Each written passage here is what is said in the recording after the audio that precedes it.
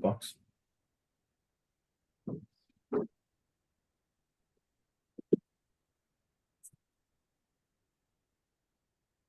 All right.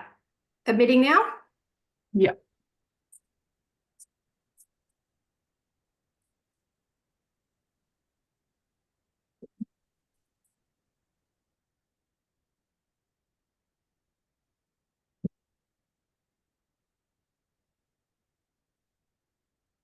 Will you let me know, Joe, when everybody's in? Yes, everybody that, I can still hear some people coming in. everyone's in. Everyone's in. All right. Well, Watch that for us. let's commence. Thanks very much, everybody, for participating in today's webinar with Dr. Nollaig Heffernan from Ireland. Nollaig is an independent management consultant that's come out from Ireland, consults across all different industries and businesses, and we have the pleasure of have had the pleasure of hosting her here in Australia for the last 5 weeks. Nollaig comes with a great experience with utilising her skills with her PhD in leadership, a psychology degree, business management degree, and has been working with industries for the last 15 years. So she has been across most regions in Australia, in 7 regions in Australia, and unfortunately we couldn't get across to Western Australia. So this webinar is dedicated to the farmers in Western Australia, but other farmers across all regions have been invited to participate as well. So the topic that we will be talking about today is motivating and managing and retaining people.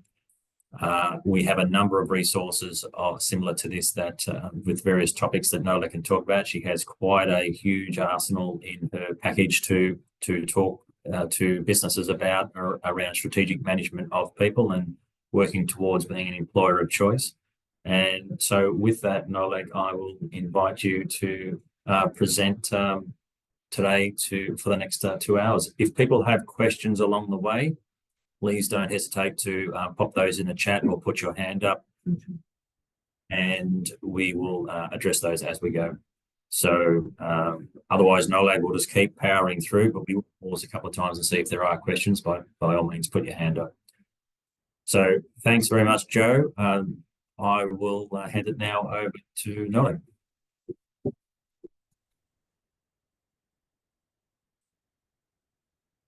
Hey, good afternoon, everybody. It's a pleasure to be here. My sincere thanks to Western Dairy for facilitating this webinar, and my apologies to the Western Australian farmers that I couldn't get across to that area of the country this time. But a huge thanks to Bernie Baxter of the Large Herds for getting me to Australia in the first place, and to all the wonderful farmers I have met and the fantastic staff in the region, Dairy Australia regions, for the wonderful welcome they have given me, and of course for supporting me and facilitating the work that I do. So it is a great pleasure to be here. I'm delighted to be speaking about this idea of motivating, managing and retaining people. I second Bernie's apologies for the technical glitch that we had. It's always tricky when you're about to start off and then things don't go well. So we might speak a little bit about that in terms of stress and stress management, because that of course is part of motivation. Understanding that under pressure and stress, we might find it difficult to motivate others, we might find it difficult to motivate ourselves, and they're the kind of things we're going to look at. So when I joined there, just briefly, I think somebody said that the chat function is not on, so that's no problem. I will stop every so often and ask if anybody has questions. Please feel free to ask a question. I know it can be a little bit daunting when you don't know exactly who's listening or whether the question will be received well, but I do love a question, and they say the only stupid question is the question you didn't ask. So no doubt if you ask a question, other people will be grateful that it has been asked. So I'm going to speak about motivating, managing and retaining people. And one of the things that is really, really important to understand when I'm speaking to dairy farmers is that there is kind of a feeling, I suppose, that it's a bit of a black magic or a dark art, or you either have it or you don't. And that is not the case. So we need to, people management, motivating, retaining people, this is all a learned skill set. So when you see somebody doing it really well, they didn't, as we'd say in Ireland, just lick it off the stones. They actually put time and effort and energy into making sure that they're doing that.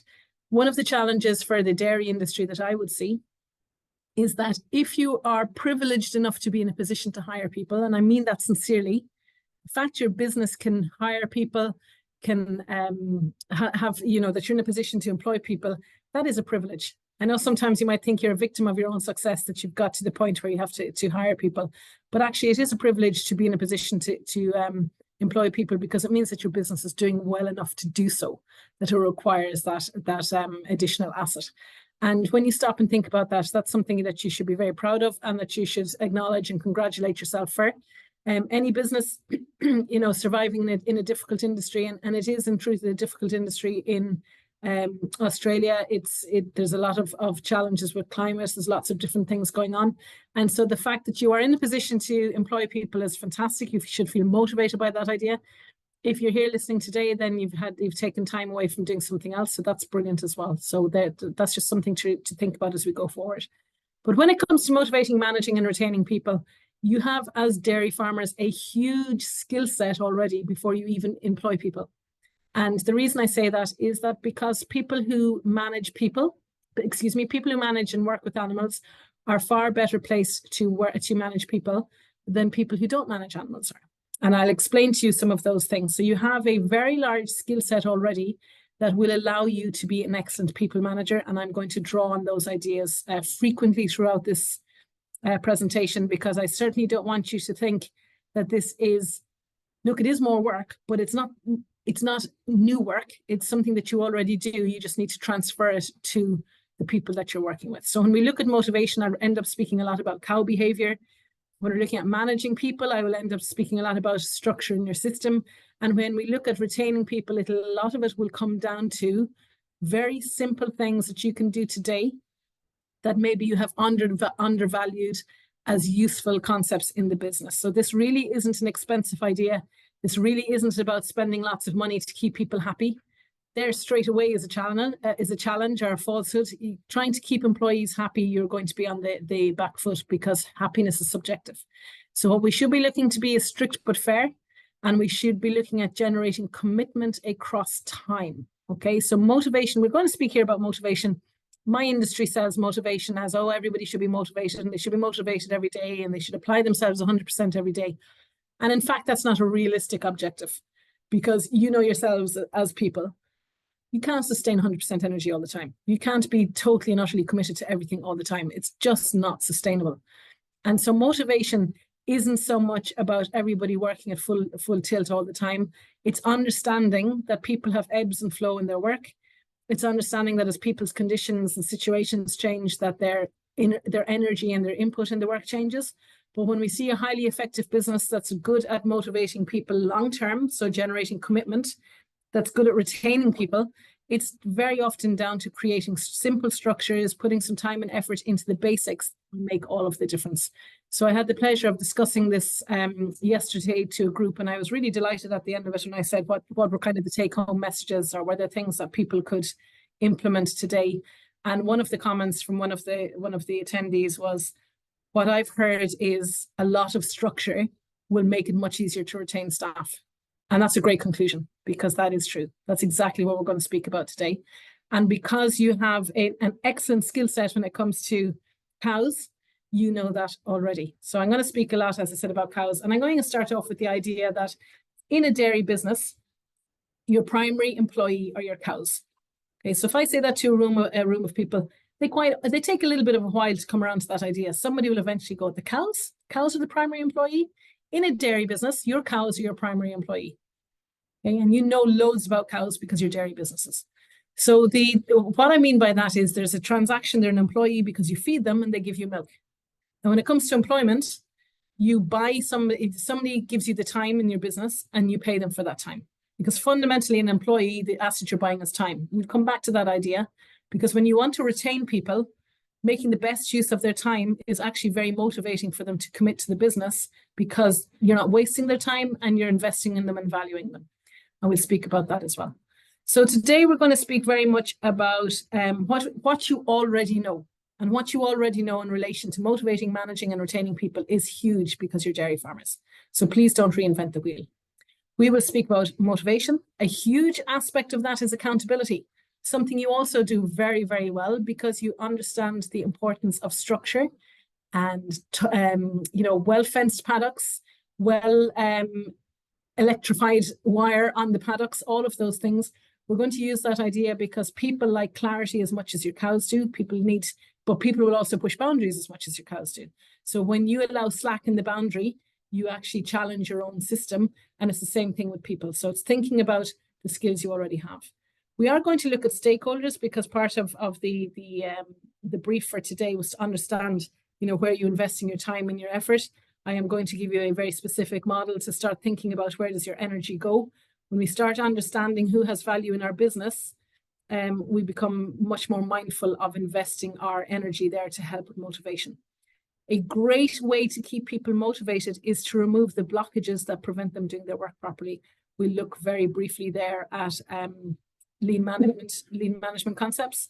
And then in terms of the investment, the little things that you can do and take away today that will make your life easier, will make your business's life easier, make your employees' life easier. What is very important as well is that when you're speaking about employees, there's a tendency to look outwards. You are an employee of your own farm.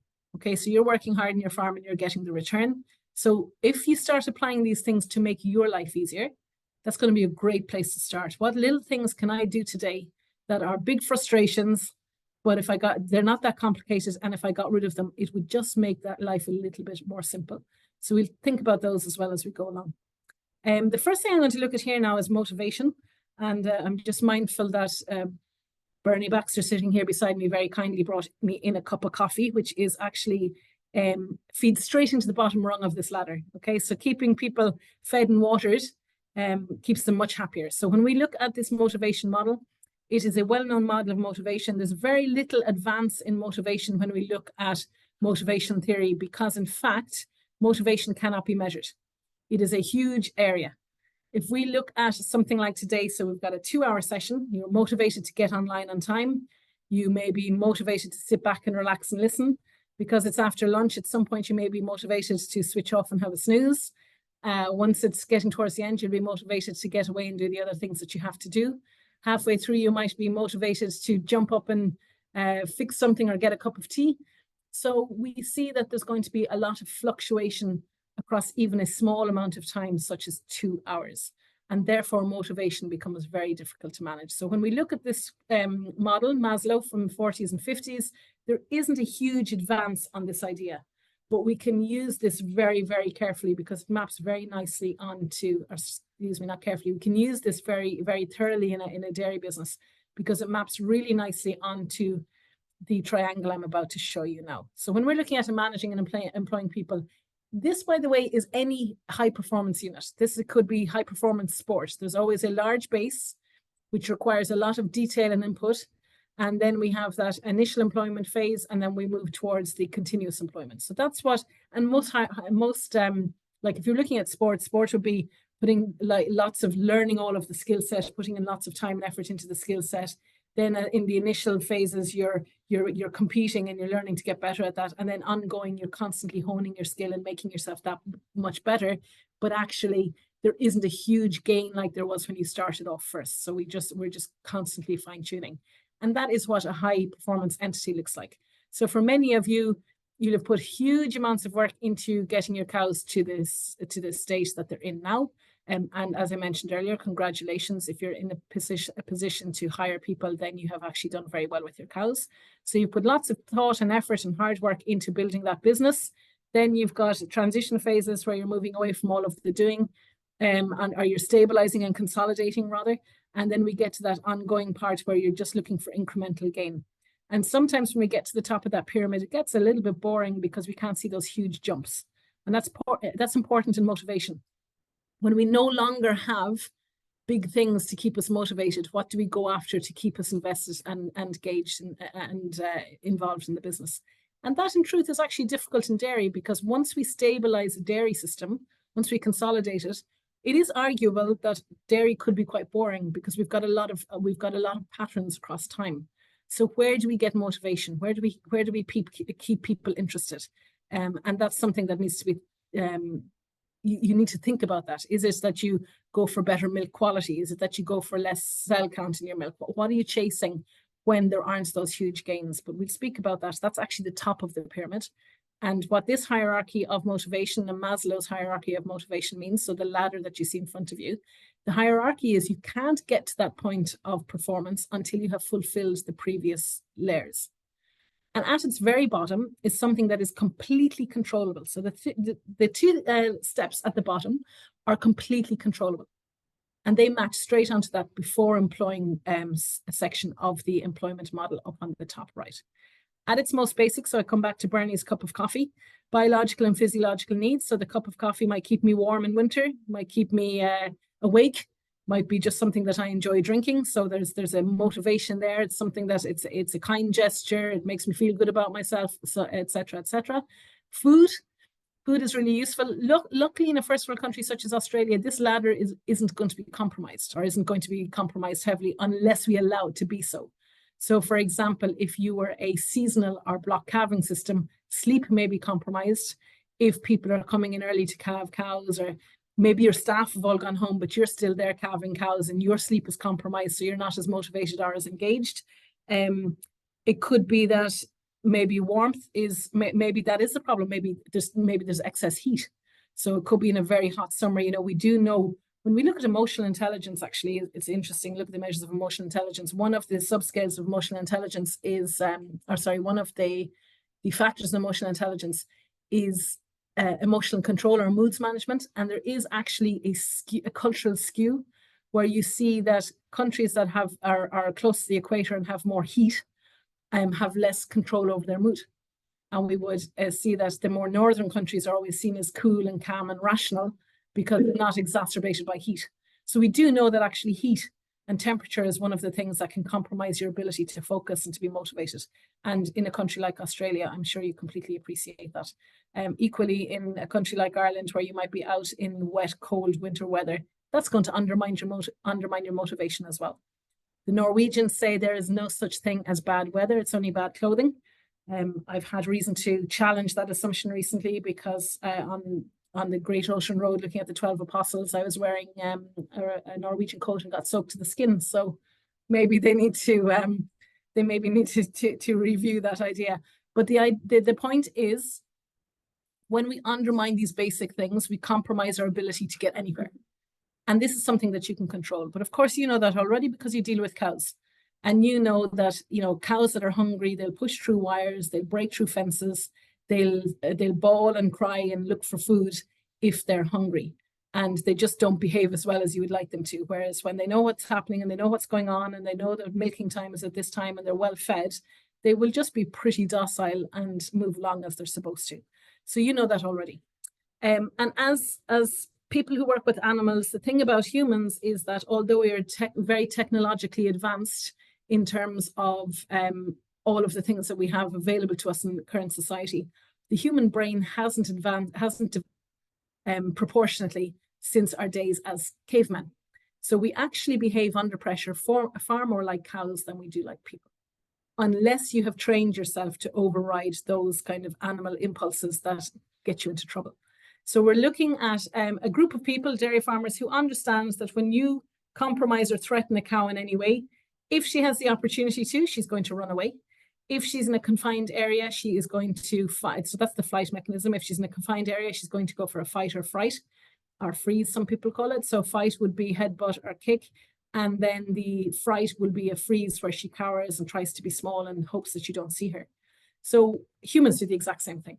And you can default people into that threatened feeling, that threatened sensation quite quickly if they're tired, if they're hungry, if they're, you know, excessively hot or excessively cold, if, you know, things aren't going properly for them, basically, you're actually compromising their ability to engage the human brain, which is the smaller part of the brain in terms of development, but also the part of the brain that allows us to be the king of the animal chain. So the human brain, the prefrontal cortex, the executive function, that is used for things like decision-making. It's used for saying, we're engaging the human brain when we think to ourselves, well, I just love to throttle this person right now, but I'm not allowed to. or that won't play out very well.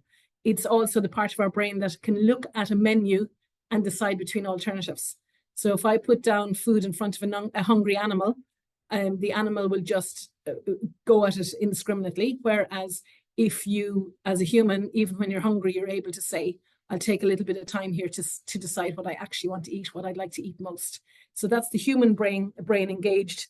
And most people are able to stop and think even when they're under pressure on certain things.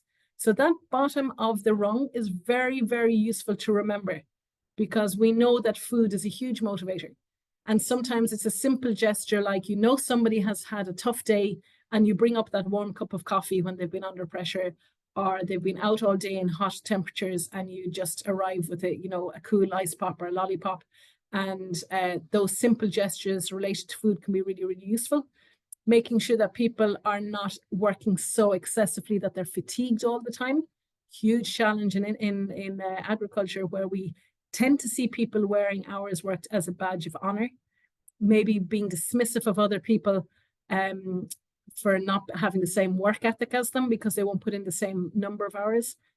Really, when we're looking at work ethic and work practices, we need to challenge ourselves and not ask how long somebody worked, but actually ask what they achieved.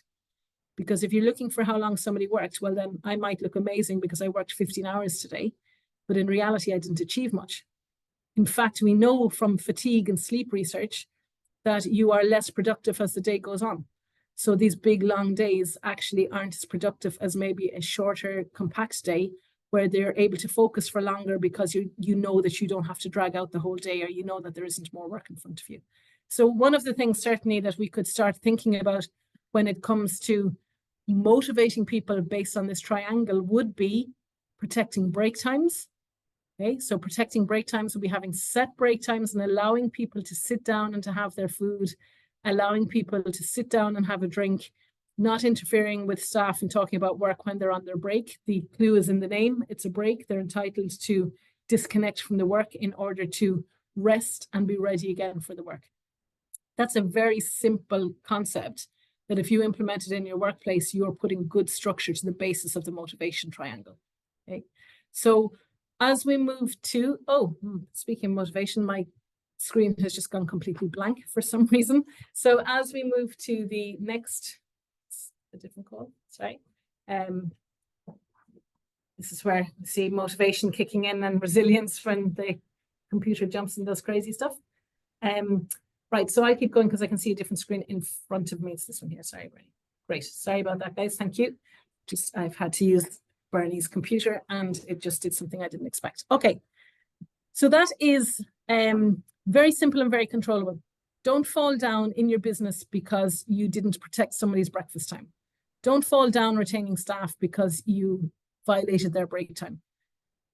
Protect those, allow people time, allow people space to eat, to drink. If somebody's excessively tired, working out, is the workload wrong? Are you expecting too much from people on the one day? That's a structural issue that will come up to the next level as well. Do you need to provide clothing that will help them to cope with the weather? So we go back to the Norwegian concept of there's no such thing as bad weather, it's bad clothing. So, are you providing your sun cream and a sun hat and encouraging people to wear them? Or what, those simple things that are not expensive in any way, but send a big signal that not only are you looking after your staff, but you've taken the time to think about that when many other businesses mightn't. The next row of that ladder is safety needs. Now, safety needs, protection, security, order, law, limits, stability. What that looks like in your business, in a dairy business, like protection is understanding that you're not abusing somebody. So it'll be a health and safety scenario, for example, but also psychological safety. So people feel safe. Ideally, the home is the haven, but sometimes we find people who find it's safer in the workplace. And when you get that scenario, you get somebody who feels safe in your business. That is a person who is going to really contribute to your business and value what you're offering. Security could be as simple as paying the person when they expect to be paid. So the security that they are getting the return for the money, and they require that security in order to pay their own bills. Order, law, limits, and stability, they all come around the idea of planning. Okay, so planning and structure, really, really important. Now, when I say to farmers will be very quick to dismiss themselves and say, I'm no good at planning.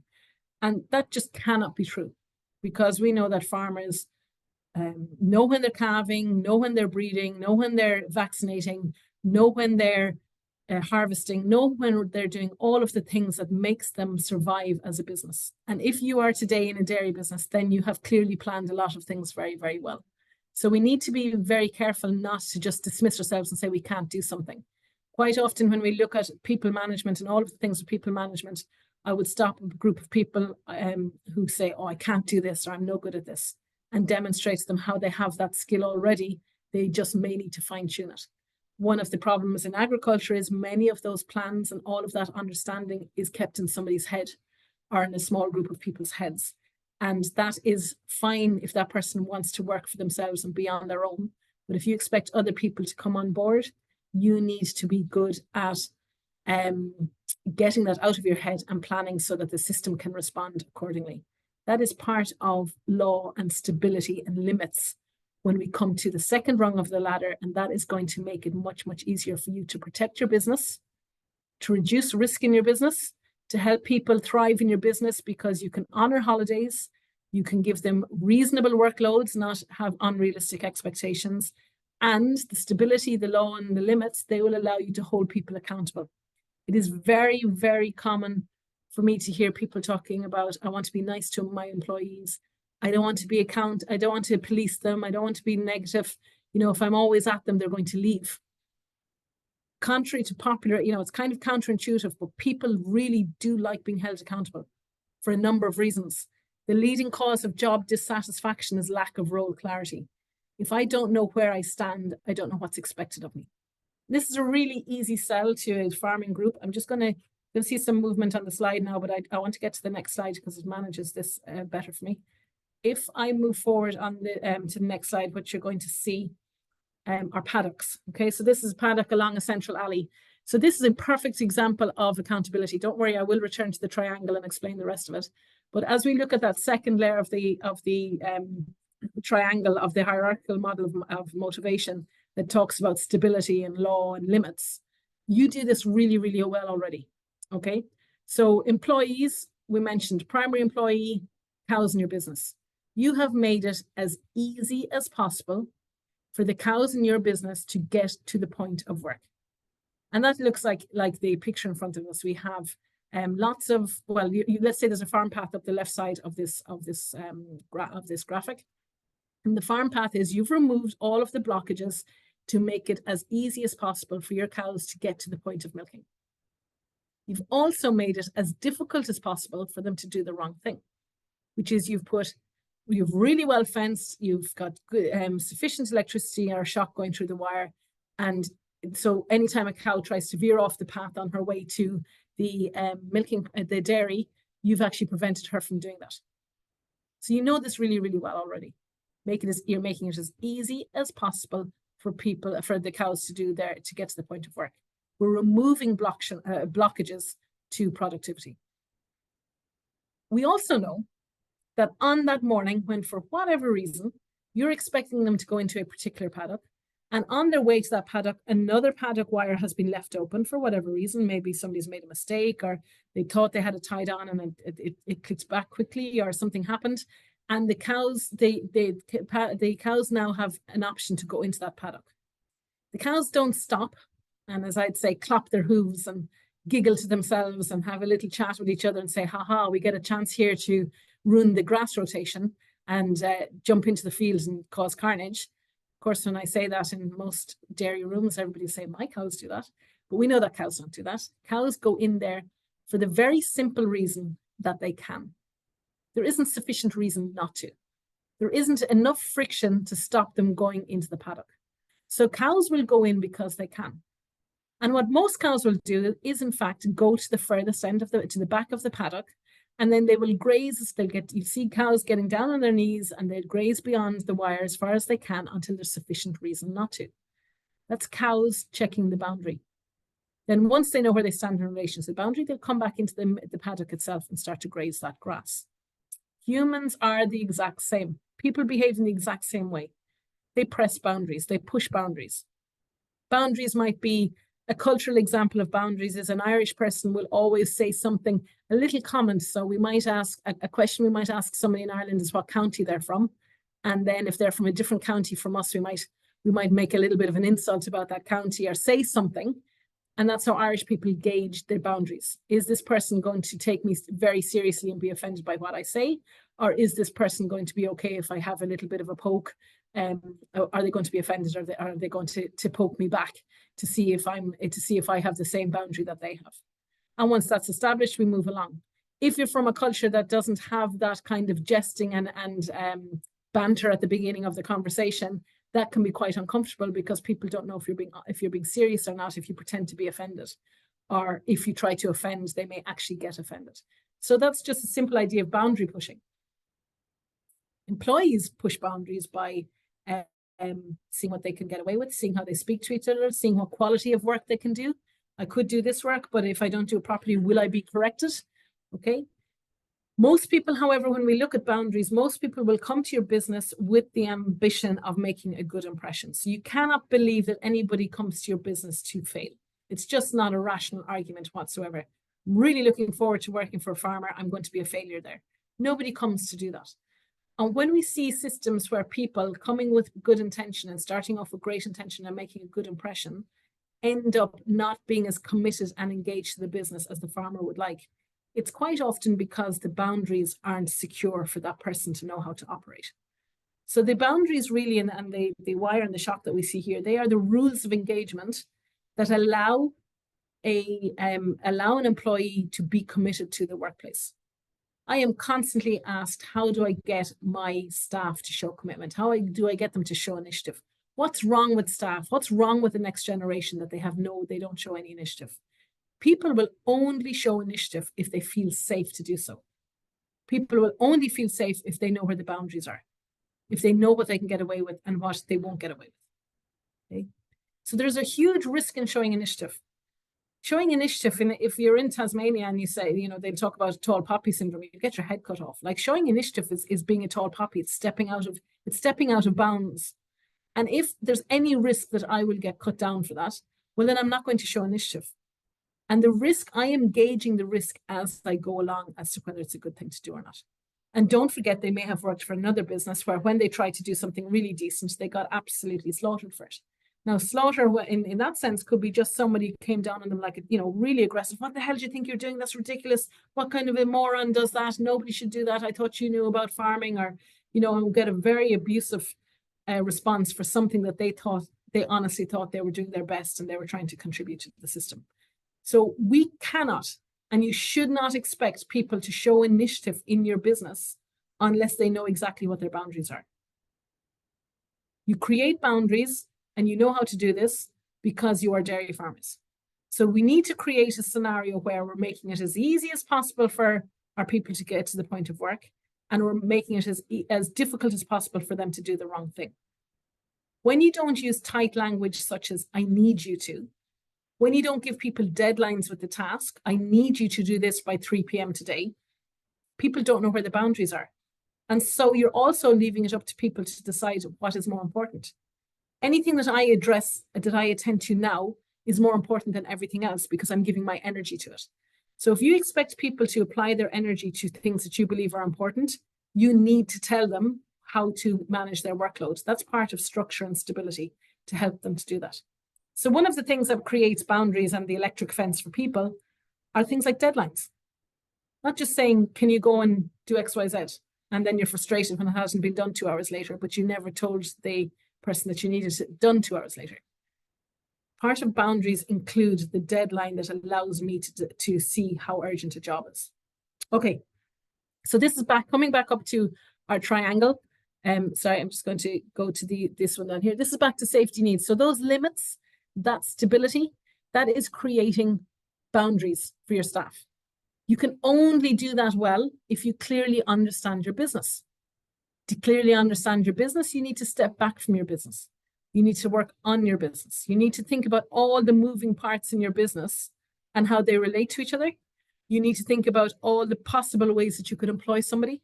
You need to think about the consequence of employing somebody and asking yourself, have I the structure in place to allow that person to get to the point of work with the least friction possible or the least resistance possible? You're very good at that already. You divide up your business monthly, weekly. You're always thinking about what's the work that you need to do. You also need to think about that in relation to your staff. So we are looking for opportunities to see where there are blockages and removing them. I should say when we look at managing and retaining staff, that it is a common response to a problem or to a scenario to add addition sickness. So when we look at something, we say, oh, if I only had more staff, if I had more employees, if I had, a more advanced employee, such as a unit manager, such as a 2IC, if I had more land, if I had more cows, we tend to think that adding more will actually solve the problem. What we see with really robust businesses is they understand that before you add, you should subtract. So if we actually started to subtract in the workplace and started looking at, what does my work really look like? Do I actually need a full-time employee, or do I really only need somebody to do 3 morning milkings a week, or 3 morning milkings every second week? Or do I need to be aggressive enough to stop? Do I need to be not aggressive, that's the wrong word, but do I need to be strict and say, you know what, I know I could do all the contracting work myself, but is it the best use of my time? It might be that you love spreading the fertilizer, or you love doing the harvesting, but realistically you step back and say, as much as I like doing it, it's putting a lot of pressure on the system and I should now outsource that to the contractor. So we start looking at a business. The more you can look at your business in a kind of surgical or clinical way and start to divide it up and carve it up in order to remove noise from the system, you're going to find it much easier to apply those laws and limits that we see happening here in number 2, in the second rung, I should say. So you're going to find it much easier to create stability. You're going to find it probably easier to find staff. What we know about the brain is target focused. The more information you can give it, the easier it is for your brain to spot the thing. So if we were to say to ourselves, I want to buy a red car, we would start seeing red cars. It's also the idea where your brain becomes primed to a certain idea and you never knew about it before. And next thing you hear the thing 3 times in 1 week. So for me, I've been in Australia for 5 weeks and I'd never heard of the Kokoda Trail. But of course, leading up to Anzac, there was quite a lot of information about the Kokoda Trail.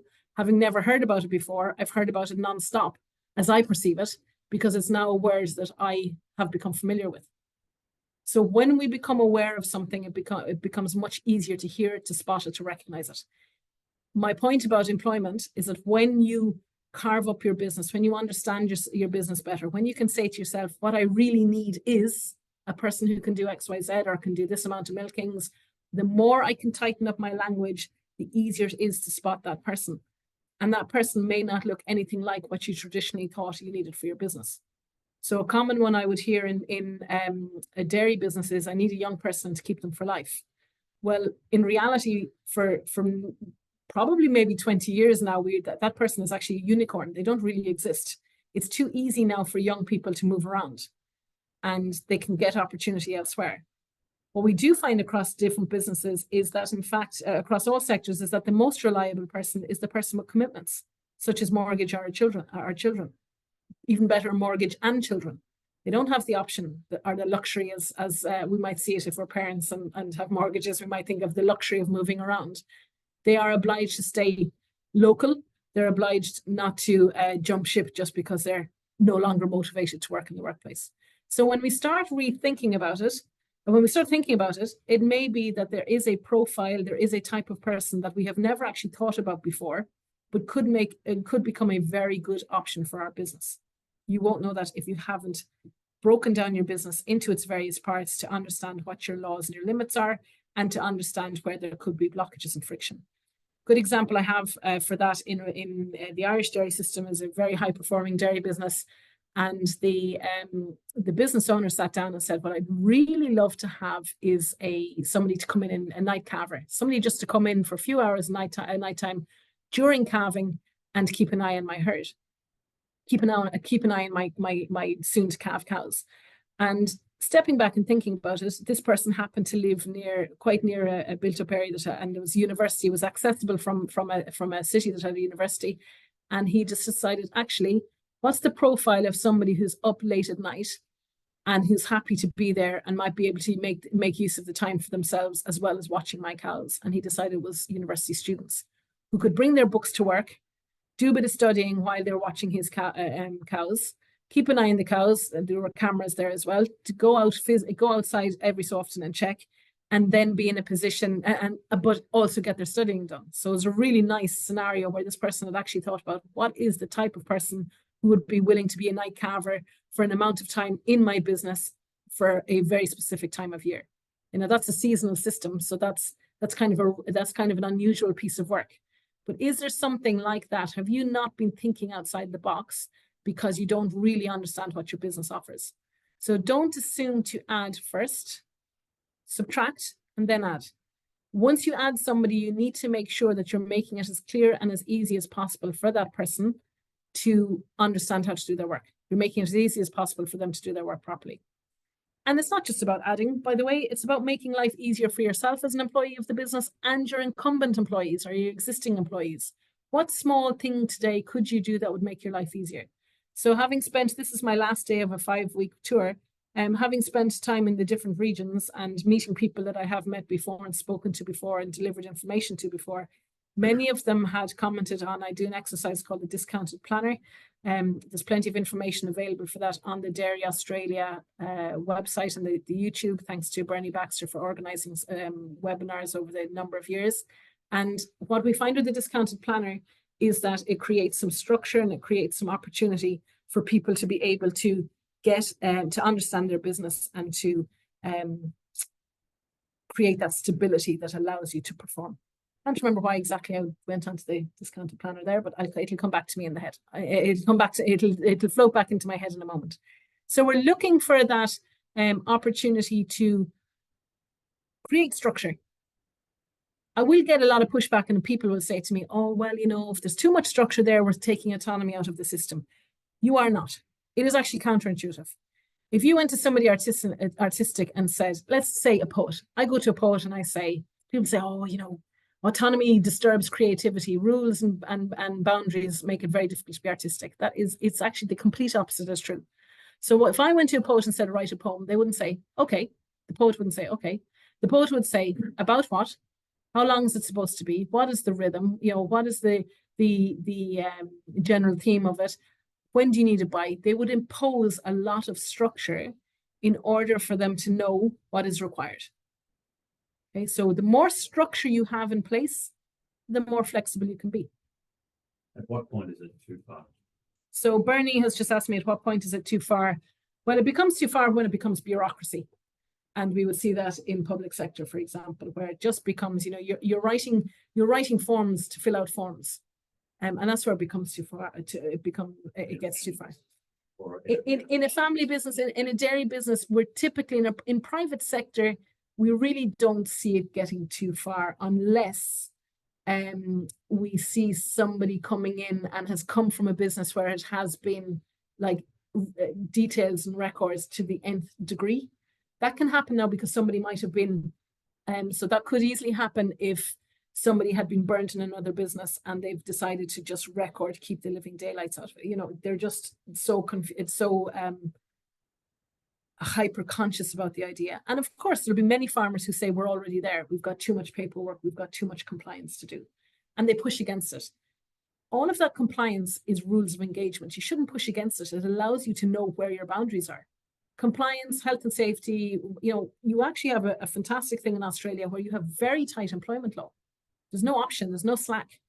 We have lots of slack in employment law in Ireland and the UK, and it actually makes it more difficult for people, for employers to know where they stand. And then, of course, things go wrong and they assume that employment law is pro the employee and not the employer. Well, you'll always think that the employment law or any type of law is pro the opposition. Because when you stand as an employer, you assume that it protects the employee, and as an employee, you assume it protects the employer. So it can become more arduous, but for the most part, Bernie, unless we start getting like huge data recording, not lean management data, but like people just become a little bit obsessed with filling out forms for the sake of it. That's when it happens. But for the most part, I haven't really seen it in, I would say, if anything, it's the other way around where record keeping isn't strong enough. And people aren't using it to their advantage. And what about structure versus not micromanaging? I understand the difference between the two. Okay, so structure versus micromanaging is a great question. So the micromanaging challenge comes from mainly because when we bring employees into our business, there's a structural shift in the organization.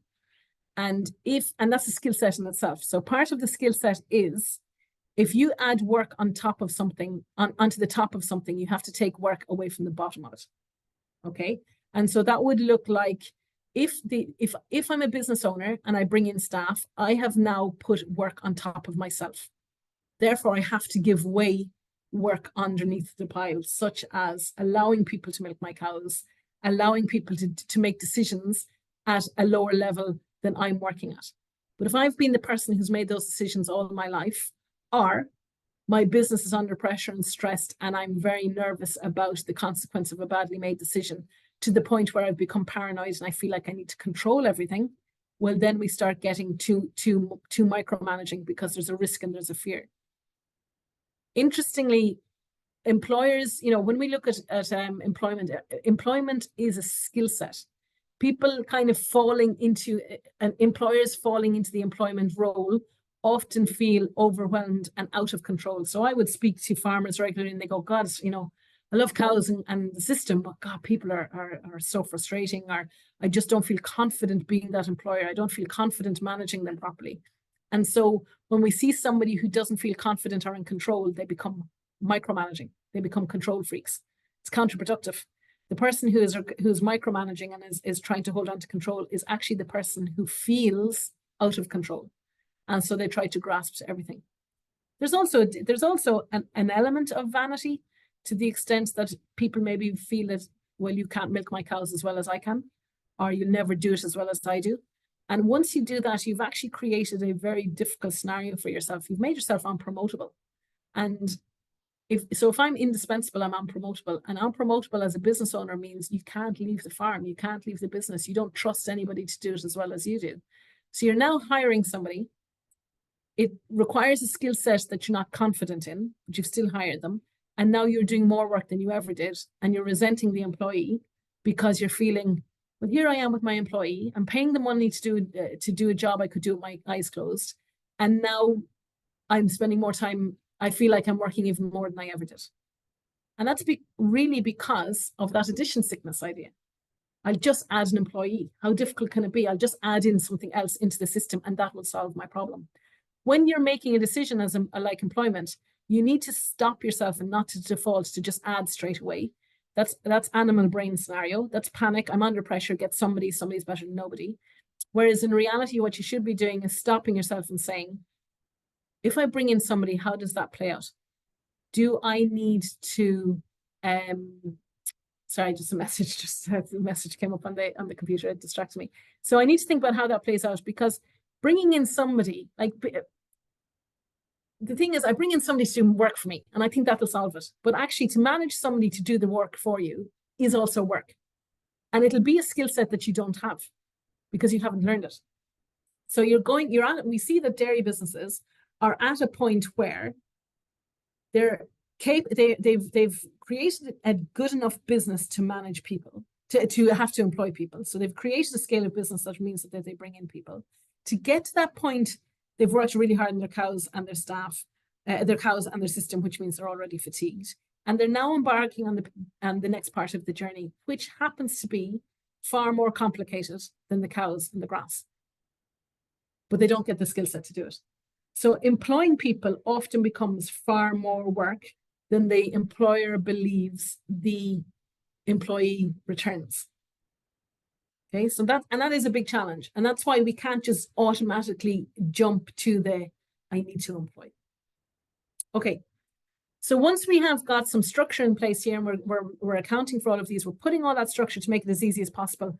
Really, really, really like aggressively looking at our business and saying, I think I need more help, but do I really? And if I do, what do they look like? So I had a fantastic outcome in a workshop in Gippsland when somebody said, so with Gips Dairy, when somebody at the end of it said, I now know that what I actually need is a housekeeper and a bookkeeper. And what they'd assumed they needed was another whole employee. And by that, I mean a full-time employee into their business. which would, of course, add complexity to the business because they now need to manage that person. But stopping and thinking about it, they realized that their biggest pinch points, their biggest blockages, the things that caused them most frustration, was the fact that not only were they working all day, but then had to go home and clean the house, or manage the house, or cook, or mind the children, or whatever those extra tasks were. And that was what was frustrating them. And also that their best, they were spending a lot of time doing paperwork. They knew the accounts and everything, but actually, if they outsourced the basic but necessary paperwork, that could feed back into their decision making at a higher level without them spending time doing the actual lower level paperwork. They could outsource that and get somebody else to do it. And that would remove a lot of blockage. So don't automatically assume to jump to the full-time employee. See if there's different ways to manage that idea. You will only know that if you have a very, very fine or precision. You have a very precise knowledge and understanding of your business. Once we're tapping into those basics and we're looking after things, and we're creating plans, we're creating the something like the discounted planner and using that effectively, getting all of those ideas out of our heads and informing the system to help us, then we can create we create the opportunity to move to this next level. And the next level is belongingness and love needs. So family, affection, relationships, and work group. Relationships, for example, might look something like this, where a system, one of the things that frustrates me in businesses is that it's nearly always here that they fail. And the frustrating thing is when we look up here when you look up at the employment model, you'll see that they're failing on something they could have actually controlled.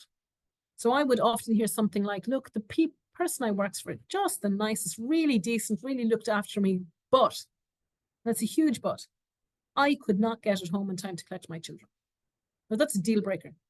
If I'm working to provide for my family, and I can't even collect my family at the time I need to, that's a deal breaker, regardless of how nice and caring and generous you are to me. I ultimately come to the conclusion that you are stealing time from my personal life. So you may on the face of it have been really decent and honest and generous to the person, but not letting them home at the time that's specified becomes the deal breaker and actually sours the relationship. And that scenario is something that we got as far as belongingness and love needs, in the sense that they liked you and you had a good relationship with the person, but you collapsed it on something that could have been controllable if you had just managed your workload during the day and not expected the person to maybe finish the task, but wait till tomorrow to finish it and allow them off at the time that they wanted to get off, or you just resent that they have the opportunity to be off your property, and so you make it difficult for them to do that. So we have an opportunity in agriculture because regardless of the money you make, the vast majority of dairy businesses in Australia are going to be small businesses when it comes to people management. We do have there is great potential to tap into the third rung there, the belongingness and love needs, where you can create a sense of community, a sense of security. You can potentially give somebody the opportunity to turn from a caterpillar into a butterfly because you see their potential in your business. We know that there has been the great resignation after COVID because people wanted more from their workplace. They wanted to feel less like they were slaves to work and other people's work. They wanted to have a sense of belonging and commitment, belonging, and I suppose community. And agriculture can offer that because here's a business that allows an employee to have direct interaction with the main decision maker, the employer or the unit manager, allows them to be valued and to be seen.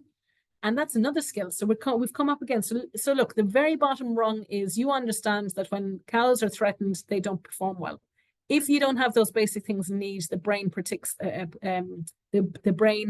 interprets that as a stress or a threat and basic needs. So that's the same as cows and people. The next layer, the safety needs, as dairy farmers, you're excellent at this already because you understand setting up a very tight system that makes the cow get to the point of work and stops her from doing the wrong thing. The belongingness and love needs here, this is like a really excellent skill set here, is the observation skill set that comes with animal husbandry. So there's no dairy farmer I've ever met that a cow passes them without them looking at the coat, looking at the brightness of the eye, looking at the nose, is it excessively wet, etc. So there's an observational skill that comes from animal husbandry that allows you to see people better than other people would see them. And by that, I mean, everybody's entitled to a bad day. But what if one of your employee comes in and you just notice they're a little bit run down for 2 or 3 days, and you take the time to interact with them as a person before an employee, and it looks something like this. So Bernie works for me. He's perfectly entitled to a bad day. But I recognize that over maybe 2 or 3 days, he hasn't quite picked himself out of himself. You know, he hasn't picked up his mood. I might just stop and say, listen, Bernie, I realize, you know, I've noticed you're not your same, you're not yourself. Is there anything up? Quite often, there's absolutely nothing up other than maybe, you know, child is crying at night, or something has happened at home and they're just a little bit rattled, or they're just excessively tired because they've taken on more, they've started doing something outside of work hours, or, you know, discretionary time that's taking a bit of their time. The mere fact I recognized that he isn't the same person he normally is often enough for that person to stand up and walk away taller and more engaged, because you actually notice them. And you have that skill set because of animal husbandry. So far, we've looked at 3 rungs where you already have that skill set from being a dairy farmer. The esteem needs then achievement, status, responsibility, and reputation. That's when we start looking at somebody, and we'll come back to Bernie's question about, you know, micromanaging, allowing somebody stretching. We hear a lot in psychology about stretch, and stretch is allowing somebody to progress and develop their skills at a safe level. So they've the opportunity to stretch themselves without feeling they're being set up to fail. And we giving them responsibility. You know, if you come into somebody's business and if I've been employed by someone and they won't allow me to do the job I've been paid to do, you would be amazed how frustrating that is to employees, because that lacks role clarity. The leading cause of job dissatisfaction is lack of role clarity. I came in here to do this job, and all my employer does is tell me how to do the job I'm already capable of doing. Or all my employer does is monitor me every minute to see if I'm doing it exactly how they like it. And so they've undermined that ability for me to develop myself and to enjoy that sense of responsibility. Responsibility is extremely flattering. It's an extraordinary idea when you think about it. You're giving somebody the opportunity to step into a role and to take something on your behalf. So responsibility is a very motivational concept, because it shows that you trust somebody, you respect them, you believe in them enough to give them responsibility for something that contributes to your business. Don't underestimate how attractive it is to an employee to be allowed to do things in your business. We add the other layer of, you know, family business, whether it's a parent and a child. The child is coming up through the ranks and wanting to take responsibility, and the father not necessarily stepping back, but needs to, maybe. Mm-hmm. And the motivation of that child coming home that wants to take on more, but parent, you know, that sort of debate, not debate, but that it's between taking over ownership and responsibility from a family perspective. That's a huge one, Bernie, and you could actually relate it straight back to this model, because realistically, this sounds very severe, and I apologize if I offend anybody saying this, but succession is a really loaded concept, because basically when, you know, the Prince Regent or the Princess Regent comes home to take over from the king, that signals the end of the reign. And that's a very, very difficult pill to swallow, because nobody wants to feel that they're not of value to something. And that's why succession is such a loaded, difficult thing to manage. To the extent that it's one of the questions I try to avoid, because it's a very difficult one. And remember that we're talking about people who've been farming since they were 2, who've been there for a long time. And every time somebody comes home, then it's me understanding that I'm no longer the person that I was, maybe physically or maybe even mentally, that I don't have the same capacity as they do. But of course, what also happens, and this is on the onus, so if you read a book, I mean, Machiavelli gets a bad name, but if you actually read the book, The Prince, what the Prince is saying is, if you're the invading army, you need to be politically correct. You need to be politically mindful if you want to have tenure. And what happens is the next generation comes home and says, oh yeah, great. Let's change everything. I've just learned this on a different farm I've been on, or I've learned it in the agricultural course I've been on. And so they come home with the best intentions, but through not thinking about what they sound like or how that might be perceived by the other person. What the people who they come home to hear is, so everything I've done to get to the farm to this point has been wrong, if you're saying you're going to change everything. And so we have very difficult, and it's the emotional intelligence question, Bernie, that we were discussing, that I think somebody was talking about it before, young people having the emotional intelligence to understand that they have become a threat to their parents when they come home to succeed. And so when we look at succession in something as fraught as agriculture and therefore land ownership, you can just load that up with, 1,000 more pressures and everything else. But some people do it very well. Some people do it fantastically, because often the people who do it fantastically is, and I spoke to a wonderful person yesterday who has acknowledged himself that he's not stepping away quickly enough from his own farm, and that he wants to for his son's sake, because he had the opportunity at 18. He started off on his own, and he said it was so amazing. He got out from under his parents, created his own opportunity, and now created a business that's good enough for his son to come into. But he personally feels he's not stepping out of the way quickly enough, but equally, he doesn't know how to do that. So that was one of the questions that came up yesterday in a room, which is a really valuable question, and obviously more ingrained and more challenging than we can cover today. But so lots of stuff there, but it really does come back to this idea of threat and feeling uncomfortable, and that second rung there, like security. If I give away the farm, what happens to me? Where do I go? What's my impact in the scenario? And the message is to try and address it. Don't just think it's going to go away. So this is planning. This is it's rationally knowing it has to happen. It's rationally knowing when you're in a good space. So you can only be rational when you're not threatened. Okay, so that's engaging the prefrontal cortex. That's engaging the human brain, and not engaging the animal or cow brain or the limbic system. This is actually stopping and saying, I know that I have to step aside. It's just inevitable because my parents did it for me. How are we going to do that? When would I like that to happen? And how are we going to make that happen? But thinking you can do it on the day you expect to do it without planning it in advance, it's just not going to happen for a number of reasons. One of them being that if you've worked all your life, facing the abyss of nothingness is quite a scary place to be. So you've got to dip your toe carefully to make that happen.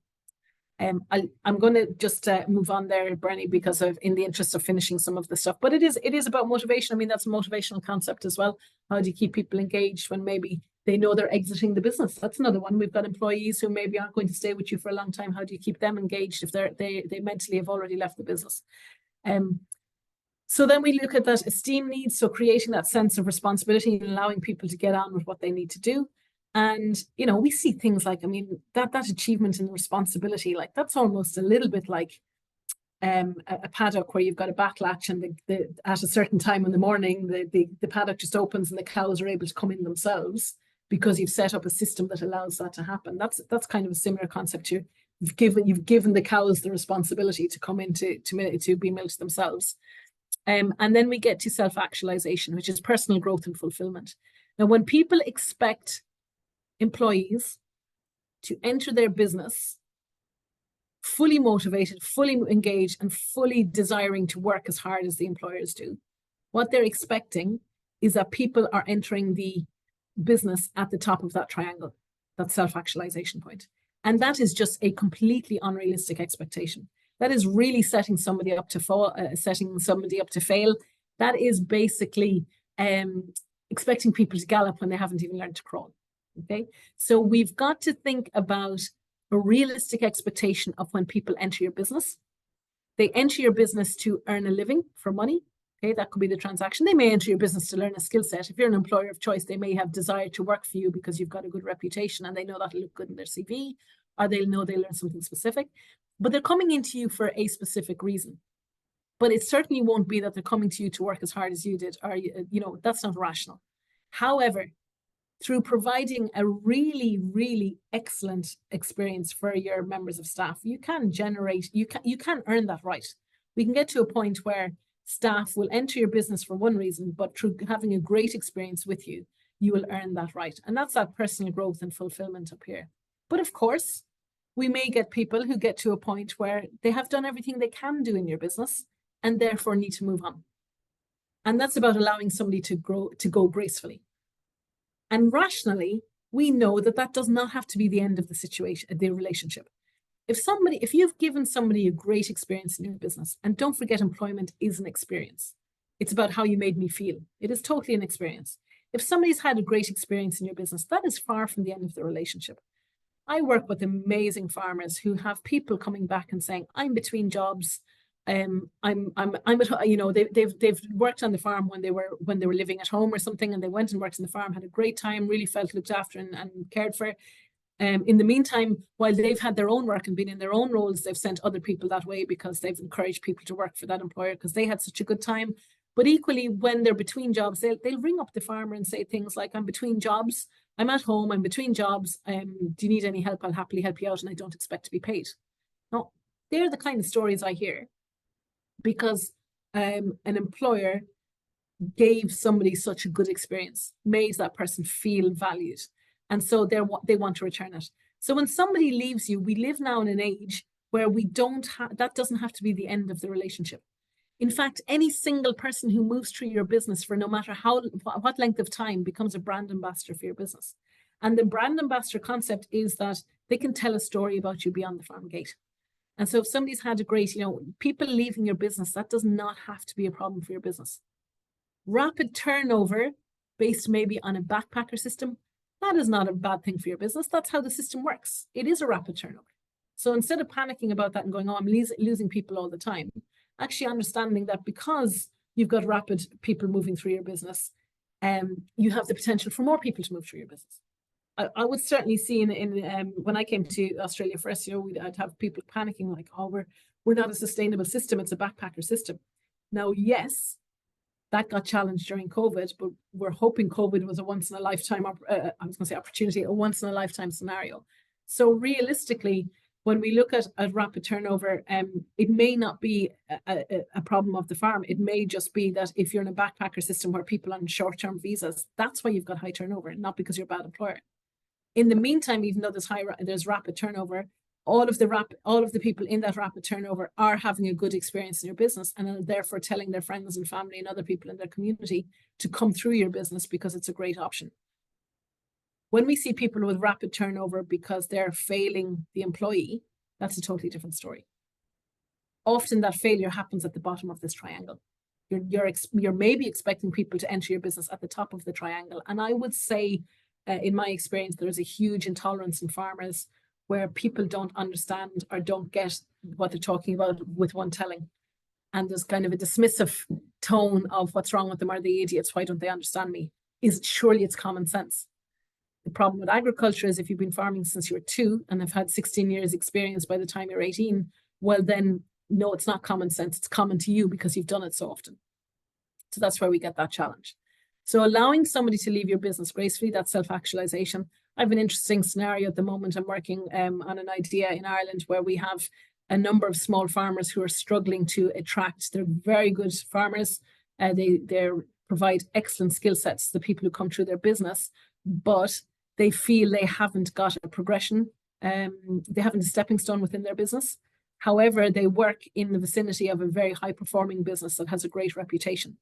And so we're in discussion about how could we make it so that the larger business is the carrot that attracts employees into the smaller businesses, and the smaller businesses are training up the people coming through their business to step into the bigger business. Describing this in a room, and somebody panicked and said, gosh, that sounds like the smaller farmer is having to do all the work, and once the person is trained, they're handing them on to the bigger farmer. The idea is the smaller farmer would never have got the person if they didn't have the bigger farmer as a stepping stone, didn't have the bigger farmer as the carrot.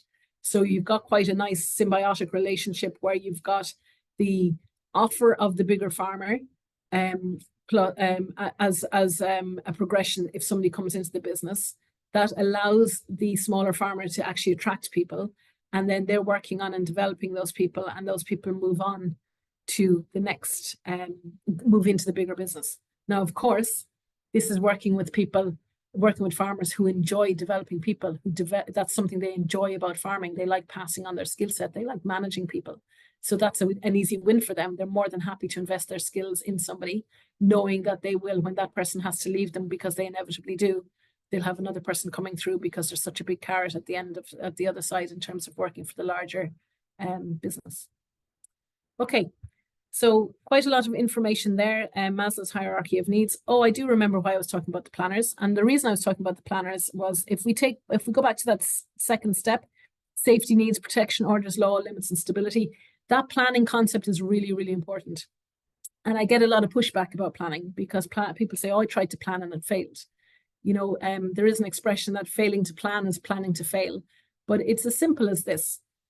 If you think of the most chaotic place that a human could find themselves on the planet, it's a war zone. And we know that military plan and plan and plan and plan and plan more, knowing with confidence that all of those plans will go out the window as soon as they get into the actual war zone. The reason they do it is because the more structured you are, the more flexible you can be. What do I mean by that? If you've thought about all eventualities, you have a response mechanism when they happen. If you don't think about it, you can't respond. You are a rabbit in headlights. So planning allows you to have a response mechanism. And that's the idea that when something, you know, really excessive hits, I believe somebody was describing a talk at the ADC this year where a farmer was describing during floods, well, the first thing he did was go out and buy some wire and some fencing and went out and did it quickly because he was sure that it would all be bought out really quickly from the local agri store. And when he got there, he was the first person who had purchased the things. And hopefully I haven't misinterpreted that story. It was this is third hand that you're hearing it. But the idea was that this is probably somebody who had thought about eventualities, which would look something like this. And if I get hit by a storm or if I get hit by bad weather, then my first response will be to set my fencing back up again. How am I going to do that? I'll get to the local agribusiness store. So that's somebody who possibly, I don't know if he did or not, but if listening to the story, that is probably somebody who had a response mechanism because they had thought about these things beforehand. Okay. Any questions before I move on? No questions in the chat box yet. Excellent. Thank you, Joe. Okay. Right. I'm going to, so hopefully, what I'm saying is being clear. So that motivation, they were far more likely to retain people when we create a structure that allows them to feel safe doing what they're doing because they know what the consequences. We're also thinking about basic needs that will allow us to build on to generate that commitment that keeps staff with us longer. I've already shown you my paddock and my water trough, and the reason I use it is for rules of engagement. You know, you're putting shock in the wire, you're allowing people to know where they stand.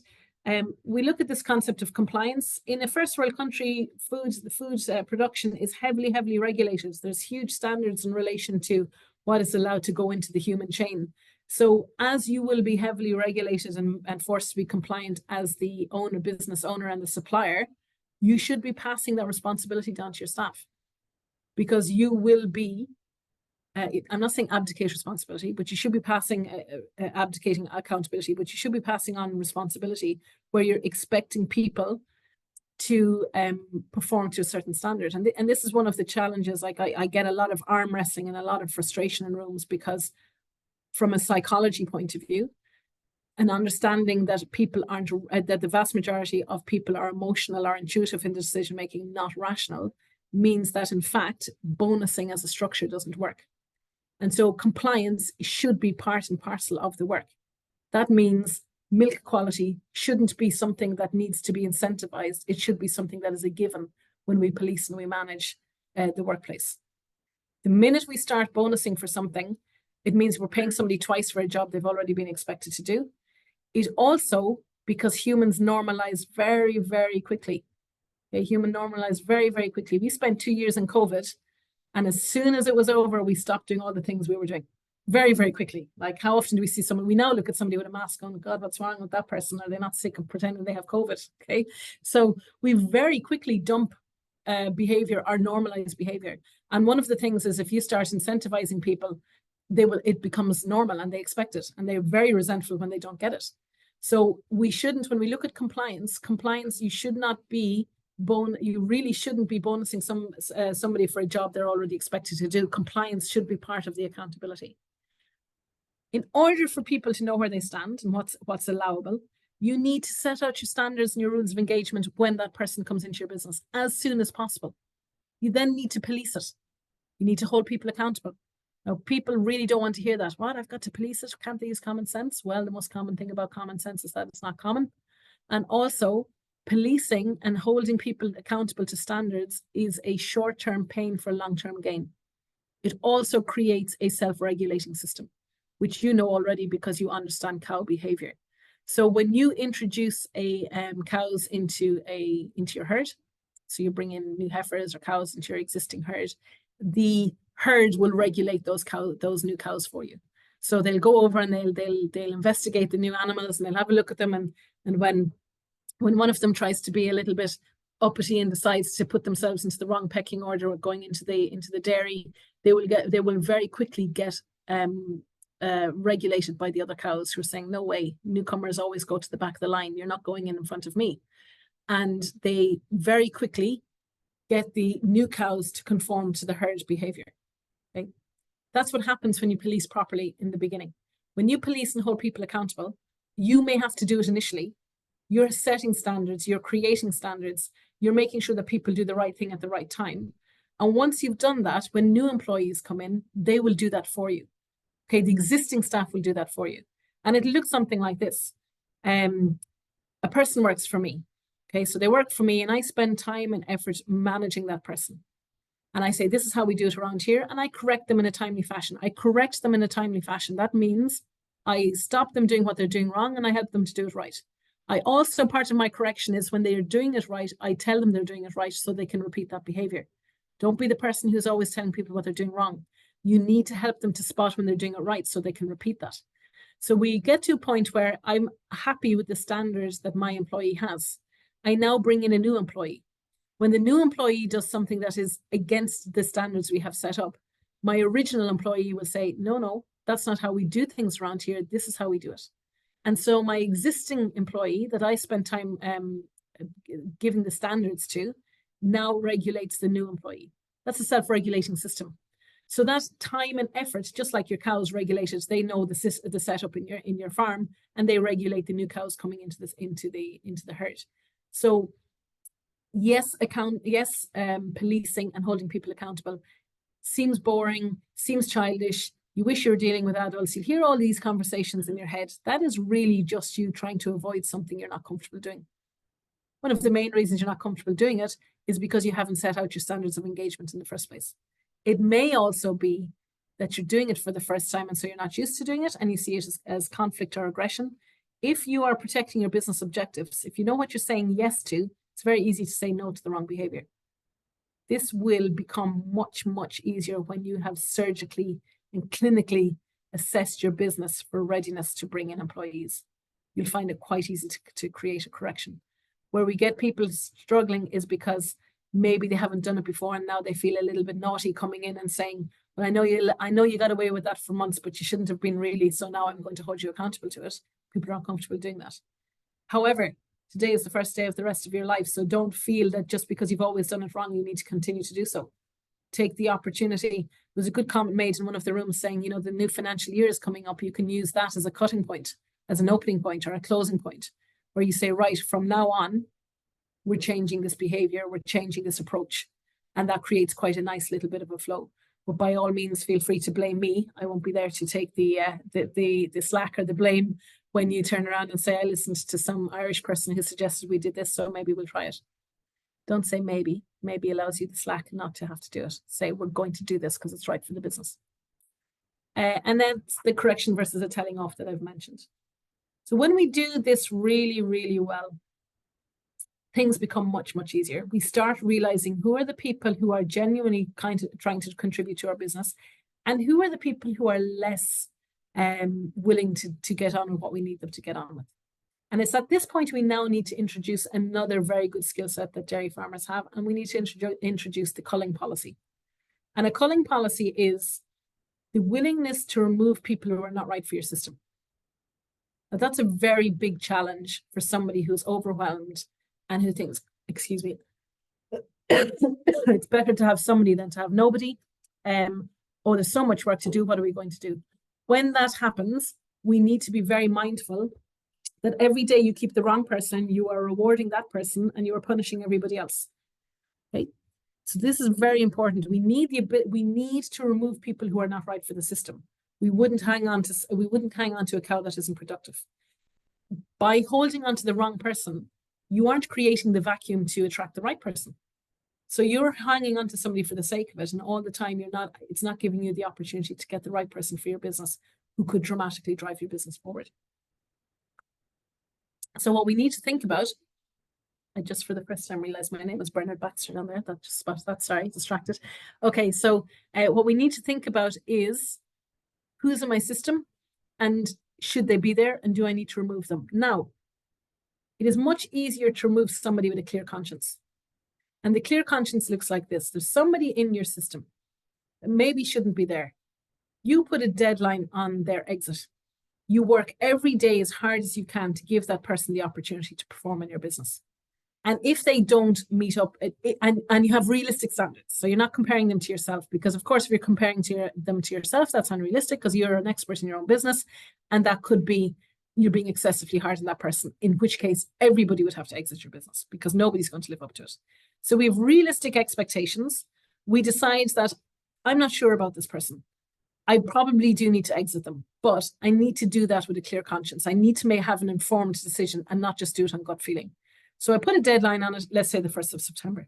I work every day, every week, every month until that point to give that person the opportunity to get up to scratch so that I know if they step up, they were worth the investment. And if they don't, I will feel comfortable releasing them. That's a very, very powerful way to get the wrong people out of your business. Because one of the reasons people don't like getting the wrong people out of their business is because they know they were wrong for so long, they feel uncomfortable about exiting them. It's almost like admitting a fault as well. So when you put a deadline on it and you work really hard towards it, you can genuinely make an informed decision. What often happens in the workplace is we exit somebody and it was actually totally the employer's fault for not putting time and investment into that person. And then that person is going to badmouth the business because, of course, they've had a negative experience. They've been punished for not doing the proper work, when in reality, the employer didn't look after, didn't manage and facilitate them properly. So this is where we look at something like stakeholders and where are you investing your energy. Now, in the systems that you're looking at, we're going to have that all employees have high power. They may not have high interest. That's an interesting one. So you as a key player in your own business, you have high power and high interest. That means so stakeholder is somebody who can affect or is affected by the decision. In this scenario, we are looking at high power and high interest, such as yourself. You have the power to move your business forward and you are interested to do so. You are a key player. If you value and treat your staff like assets, they also become high power and high interest. But you have to earn that right. So needing employees, they start off as high power and low interest. Okay. So they're low interest because of all the people they can work for. Let's face it, in a tight market, I can work for anyone. There's any amount of opportunity. I can go to any business that I want to. And employment is an opportunity cost. So I have high power, but I potentially have low interest in you. Now, the strategy here on the stakeholder mapping says keep satisfied. I think that's a very, very weak strategy. This is Mendelow's work from 91. It was used for developed for project management, but a very clever way of filtering people. I always say that keep satisfied is actually it's a very weak strategy, because if there's somebody who has power, it will be advisable to leverage their interest. And by that, I mean, bring them into the green box with high power and high interest on your side. See, the high power and high interest could have key players, and they could be people who have high power, but they're interested in something that you're not, or they're interested in the opposition, in the opposite thing to you. So they actually become troublemakers in your scenario, and they have the power to make that trouble. So high power and low interest, how we're going to do that is we're going to get anybody who comes through your business, you're going to give them the best experience that you can when they're moving through your business. I already mentioned the idea of brand ambassadors. Any single person moving through your business is a brand ambassador. So when we look at the high power, low interest person, all employees in your environment, or all potential employees have high power. You need to generate their interest to be sufficiently interested in working for you. If you treat an employee badly, they become high power with high interest, and they can badmouth you and damage your reputation beyond the farm gate. Be very, very mindful of that. And the problem is, people are hardwired to retain negative information. So they'll remember the villainous employer, not the good one. When they hear bad news about you, that's what they remember, not all the good things about you. If there were 100 people giving feedback and one person gave a negative story and complained about the product or the person, that's what the person remembers, not the 99 who gave a glowing report. So you've got to be mindful that if employees are, given that employees have power in the current market because there's a shortage, and that's not going to change, by the way, then it is very important that instead of hoping they'll like your business, because hope's not a strategy, you work really hard to ensure that they do like your business. And that's about leveraging their interest positively. So if you've got somebody that you want to find out if they'll work well in your business, you give them an opportunity and you pay them for that opportunity. You don't say, come in and milk my cows and I'll see what I think. You say, come and milk my cows, come and work for me for a day, I'll pay you for the day, and we can have a look at each other and see what we think. And while they're there for the day, even if you're not going to hire them, they at least have a not negative experience. And that's therefore, you may not have generated their interest to a very high level that they're promoting your brand, but at least you haven't promoted their interest to a high level where they're destroying your brand. Okay. So high power and high interest, this is a stakeholder. What's also of interest here is if you start to change your business because you're terrified you will lose your staff, you very quickly drop down into that red box. You, the business owner, with all the risk and all the hard work that you've done, you demote yourself from having high power and high interest, and you place yourself into low power, high interest. Every day that you compromise your business objectives, you become a bystander in your own business. You're not even a bystander. You're not a bystander, actually, because if you're a bystander, you'd just be looking on. You're somebody who is genuinely interested, but you have given away your power. And by not holding people accountable, that's what you're doing. When you hear yourself saying, I don't want to police, I want to be nice, I don't want to be draconian, I don't want to be a teacher, I don't want to be this because that's not fair and staff will get bored and annoyed with me. When you hear yourself saying that, you need to stop yourself and say, wait, if I fall into that mindset, I will be an onlooker in my own business. And I say that because what then ends up happening is you don't hold people accountable, and then, or you try to be really nice to them because you're desperate to keep them. Nice is subjective. You do something that you think is really decent. They reject it because it doesn't have value in their eyes, and you're really upset that they didn't like how you treated them.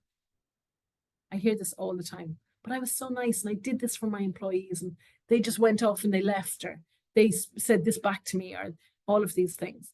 But in reality, nice is subjective. And don't forget that ultimately, if we were to strip it right down, you're actually only being nice to your employees, like nice, because you're worried they'll leave. So in fact, you're not being nice at all, you're self-serving. Okay, and that they will smell that. They'll smell that a mile away. So what we need to think about is being fair. And fair creates that level of accountability that keeps that person with high power to contribute to your business and also interested to do so because they have the psychological safety to know that I am being held to standards because my employer believes enough in me to do that. I am being held to standards because my employer is professional enough to hold me accountable to those standards. I have high power and I have high interest in the business because when I'm being held to standards, it is proportionate to what I did. It's not a mushroom cloud explosion, or they're ignoring something that I shouldn't have been allowed to get away with. Accountability creates somebody who is interested in your business and has the power to contribute to it. Not holding people accountable really demotivates people. They start pushing boundaries. They don't have to change or correct their behavior. The boundary one and the low power and the high interest, one of the typical ones is somebody being late. So somebody wants to make a good impression to in your business, but for whatever reason, one morning they're late. And you know yourself, you've been late and you're mortified and you're thinking, God, I'll get there. And you've all the excuses in your head and you're ready to apologize profusely. You know, your best part of groveling, you're desperate to make up for the fact that you feel you've made a bad impression by being late. And when you get there, nobody says a word to you, or nobody's there, or nobody even noticed that you were late. So you register that. Having built yourself up with the one scenario and finding a different scenario, clarity has now been removed. You thought that you were supposed to be on time because that's what was stated in your contract, and you were told that it's frowned upon to be late in this business.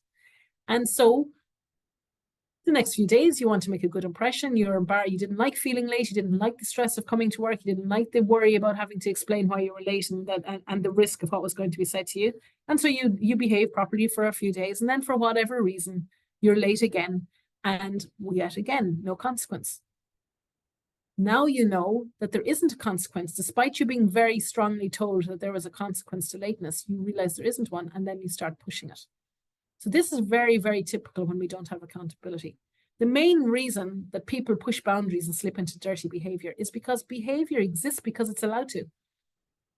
Behavior exists because it's allowed to.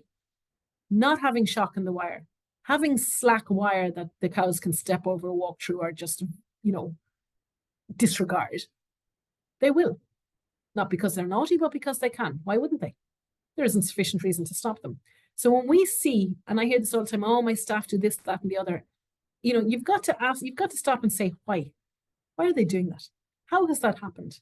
And much of it will be because people are unwilling to hold them accountable, because they see it as policing, they see it as bullying, they see it as nasty, they see it as conflict, they see it as aggression. It is not.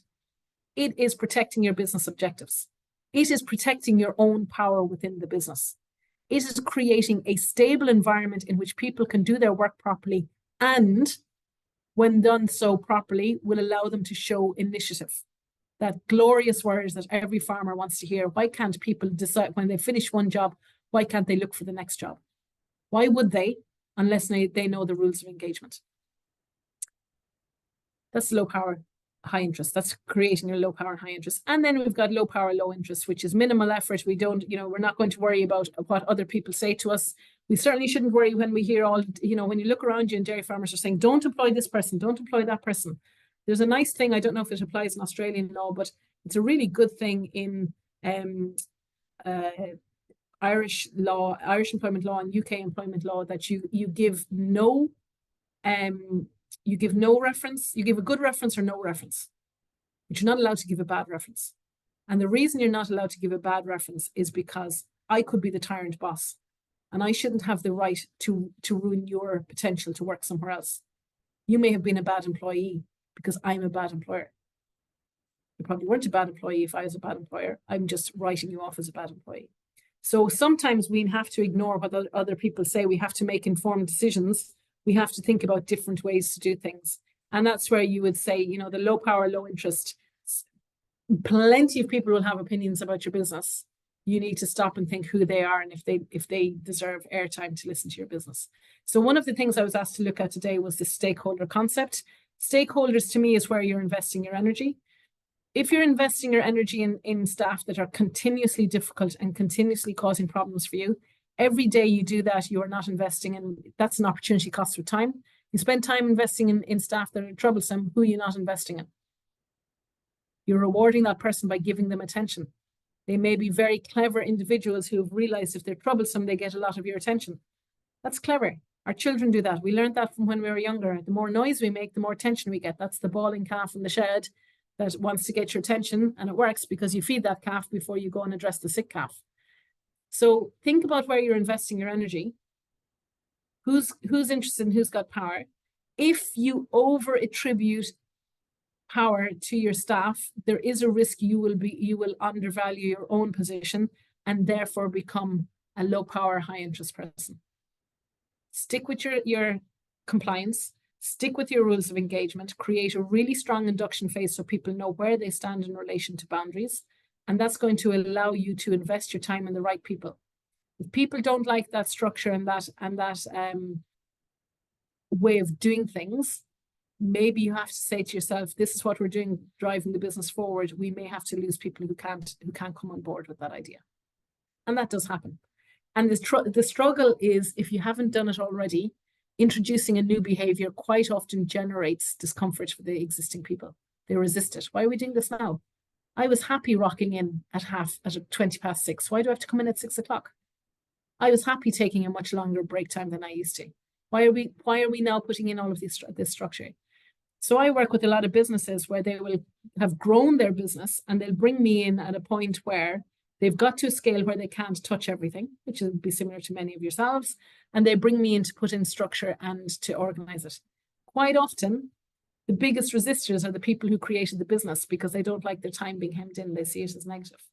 However, when you get a business that recognizes that the more structured you are, the more flexible you can be, and they embrace that idea because they know that if you have a very robust base to your pyramid, a very robust foundation, you can create a very large, high-performing entity. That business goes into stellar performance because they understand that the thinking that got them to the point where they need somebody such as myself to come in will not sustain them further. They understand that by putting organization and structure in place, they underpin the foundation to allow a giant structure to survive, or a larger structure. It doesn't have to be giant. You don't have to be that ambitious, but it allows things to build on top of it. If you've got a shaky foundation, you all clearly understand that sabotages your ability to grow. Okay, so we've invested our energy. We're thinking about who we are going to, but in the meantime, take responsibility for the fact that you may not have managed the people in your system properly. Put your hand up and say, my fault. Put your hand up and say, my fault. Now we're going to try things differently, but I'm open to suggestion and can you help me? Because many people in your business will only be too delighted to say, I would love if we got holidays in advance. I think it would be better if. Now, if somebody offers you a reasonable opinion, you know, they're not being daft, you need to clearly explain to them why you're not going to adopt that idea, or they will not come forward with ideas in the future. That's actually what I just mentioned, not listening to team members, or listening to them but not doing anything about it. So what we could do is we mightn't do anything about it, but we should explain to our followers why we didn't, or explain to the employees why we didn't. That's an example of a waste in the system. So just looking at some blockages here, when we start removing blockages, and I've just put a little comment down there, top tip, never underestimate the psychological impact of small but frequent irritations. This is something from lean management. Lean management is the removal of waste from a system. When we remove waste from a system, we will cut cost. Cutting cost is actually a byproduct of removing waste. What many businesses do is they impose lean management as a cost-cutting exercise and get resistance, so it doesn't work. But if you actually introduce lean management because you want to remove friction that prevents people from doing their work properly, you will end up having a really huge return from lean management that creates a cost-cutting concept. And so that top tip there, never underestimate the psychological impact of small but frequent irritations. That's a perfect example of why you would introduce lean management, looking for where there are blockages and frustrations. This acronym at the side here, Tim Woods, an acronym, by the way, is the first letters of a word that in themselves make a word. Okay, so Tim Woods is an acronym, whereas Dairy Australia being contracted to DA, that's initialism, it's not an acronym. Anyway, it's just an aside, bit of education there. So transport, what's removing the blockage? So these are wastes in the system. Transport is moving products between locations. So the frustration of that, you know, I want to, somebody puts the fertilizer in a really awkward and inconvenient place. And instead of it being in a centralized place where I can easily refill my fertilizer spreader, if you're the person who's doing it, you've got to go back and forth. There's frustration, or you've put your meal silo in the wrong place. Just made it awkward. I've got to lug it from here to there, rather than actually, if we strategically placed it in a useful location, we would remove that transport idea. It could also be like moving products between locations. It could be the frustration of having to move animals in and out of different blocks. A waste in a system is inventory, stocking products just in case. Okay, so the reason lean management moves away from just in case is that when you have too much product or too much stock, then you've got money tied up in that stock that isn't available for use elsewhere. But stocking product just in case, like a good example of where that would be frustrating is you buy too much medicine and the bottles go out of date. Okay, so you bulk buy some meds from the veterinary practice for your cattle, and they go out of date because you didn't use them in a timely fashion. That might be a stocking just in case, and that's a waste because if they didn't get used. We would see that a lot in Ireland, where people are overbuy feed based on a very tough 2018, and people are still buying too much feed and it's not getting used, and it's getting wasted or damaged. through ongoing storage that isn't correct. Motion, walking to and from places to get items. Now, how familiar does that sound in any farm? I go and I get the hammer, and I go and go over to do something, and then I have to walk back and I have to get the nails. And then when I go back and bring the nails and the hammer, I realize I haven't got something else, and we're back and forth without actually stopping and thinking, if I have to do this task, what are all the things I need in advance to be fit for purpose? Other people would say motion to walking to and fro from places to get items, you know, the time wasted bringing in cows. I hear that a lot from employees. It's such a waste of time.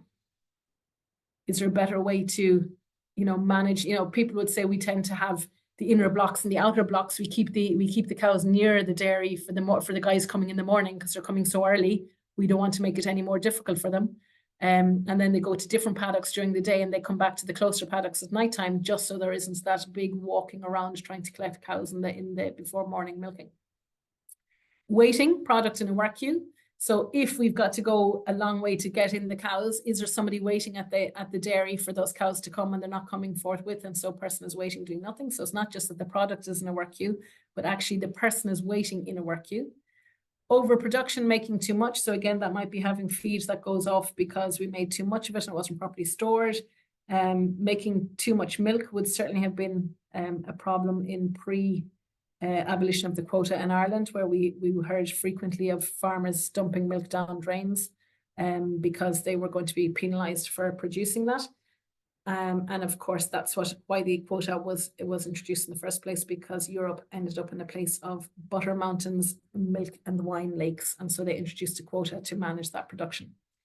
Over-processing, running small part in a large machine. So if you're a block system and you don't dry off all your seasonal calving, and you still, you know, you got your calving wrong in a few cows and they end up having to be milked because they calved much sooner than everybody else. And while you dried off all the other cows and you don't have to milk the cows, you're putting on the entire dairy to milk a handful of cows because you didn't get your bulls out in time, or there was some issue with your breeding. So that could be over processing, running a small part in a large machine.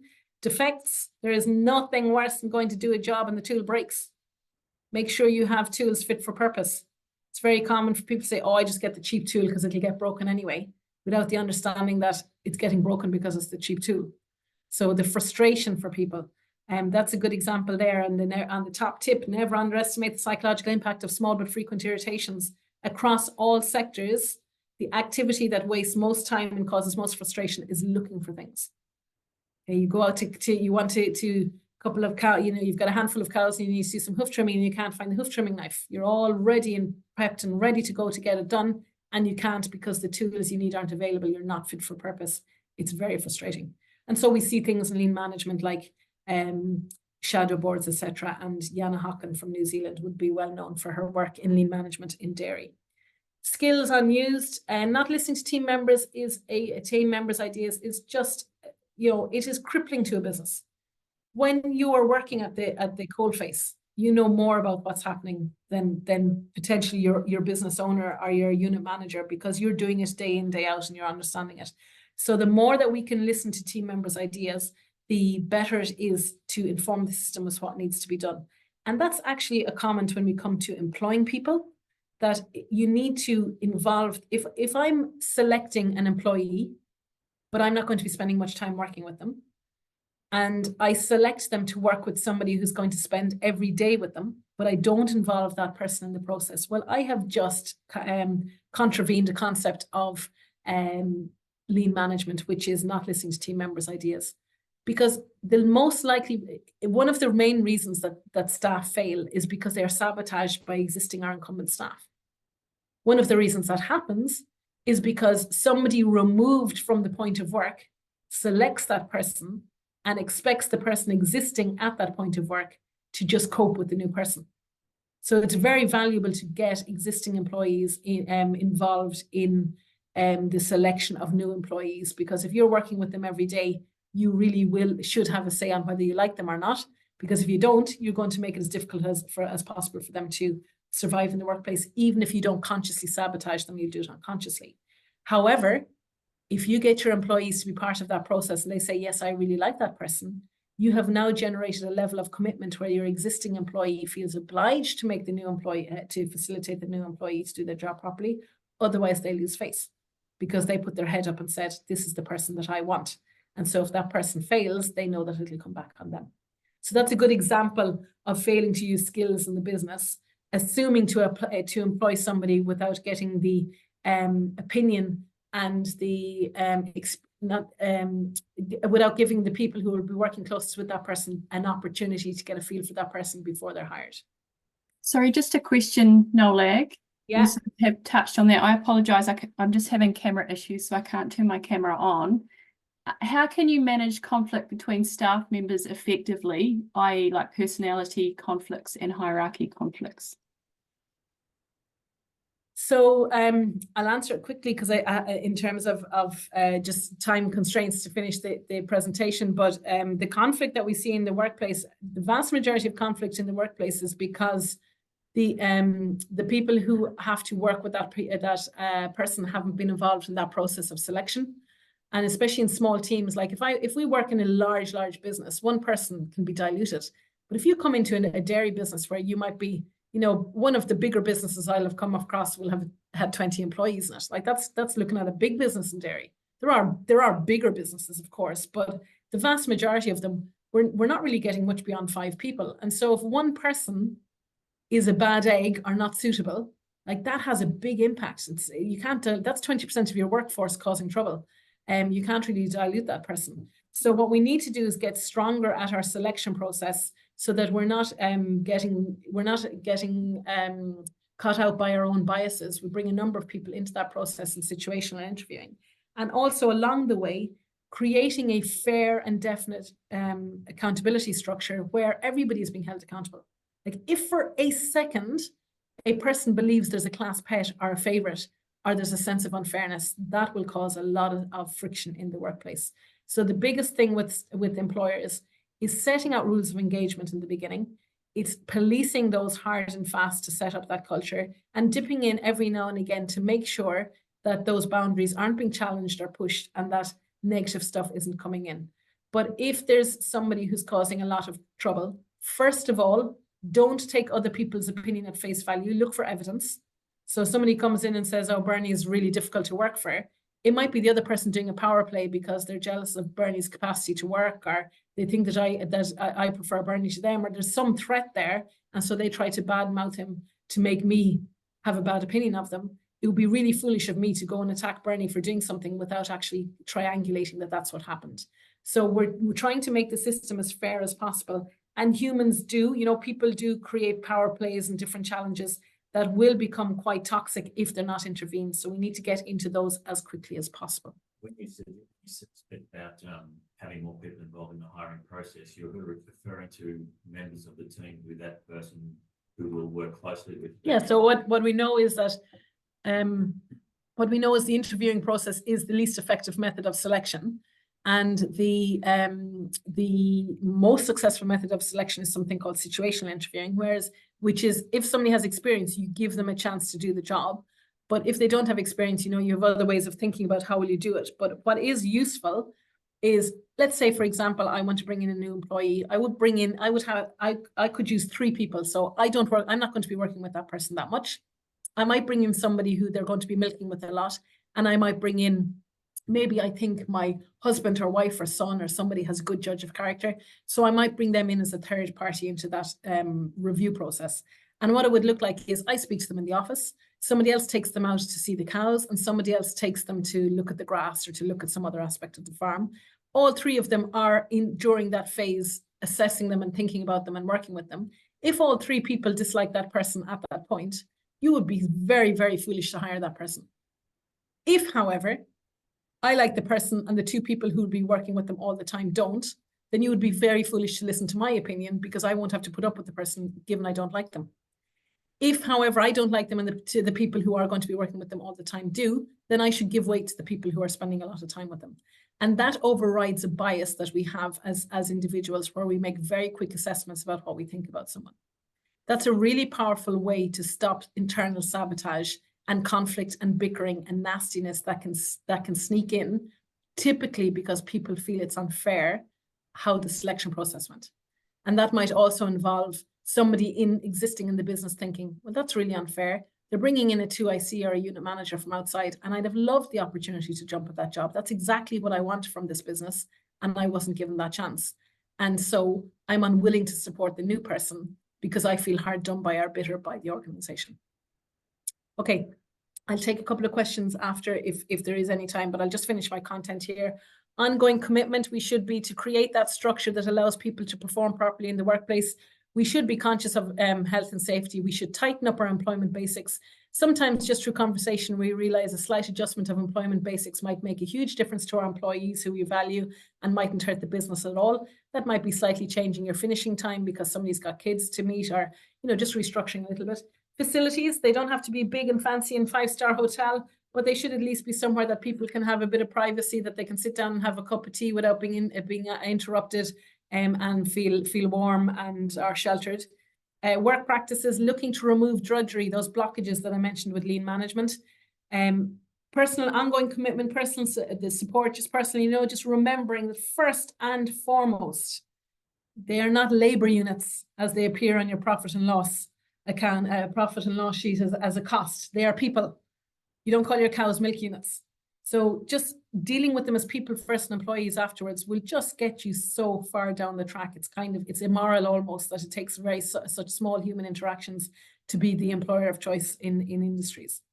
Communication, don't forget to stop and ask and see how people are getting on, and to see do they understand what you're speaking about. Communicate with what their agenda, what their difficulties and their blockages are to helping them doing the work.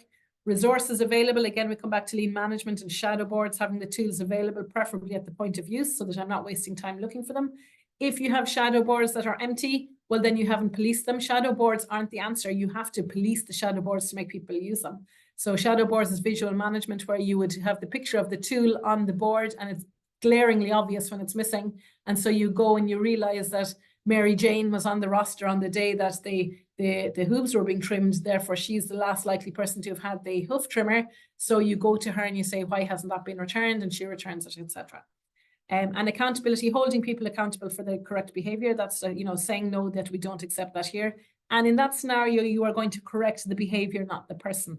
So that becomes a correction, not a telling off. A telling off is when you make it personal and it's disproportionate to the thing that happened. Development, we have wonderful things like training, investing in your staff, giving them opportunity. Legendary, the wonderful Dairy Australia campaign to promote the value of the dairy industry, speaks about a dairy farmer needs over 170 skills to be a dairy farmer. So there's plenty of opportunity and progression and training, even if you don't have that hierarchical notion where you can lift somebody up in a level. Learning, of course, is not just allowing people to get some training, but giving them the opportunity to learn and to embed it in the workplace, rather than saying, okay, you've just been on an AI course for the first time in your life. I need you to do AI on all my cows, and then I'm going to punish you when we have a high empty rate. Okay, so we need to be mindful that learning, that you can't just give training, that there has to be an opportunity to practice as well. Progression, I already mentioned, is the acquisition of skill, and there are plenty of skills in dairy that we can use. And when we see people, if we see everybody as having potential, the potential to contribute to your business, and you see them as an opportunity to grow your business, you will treat them completely differently, and that will allow them to turn from caterpillars into butterflies. In summary, I appreciate I gave a lot of information in a short amount of time. Motivation, we can keep people engaged by just responding to very simple and basic needs. The vast majority of systems that I work in where they're shedding employees, it is very often based on the fact that they don't have structure in place, that they're not honoring break times, that they are not creating rosters and job allocation in a way that staff know exactly what's expected of them.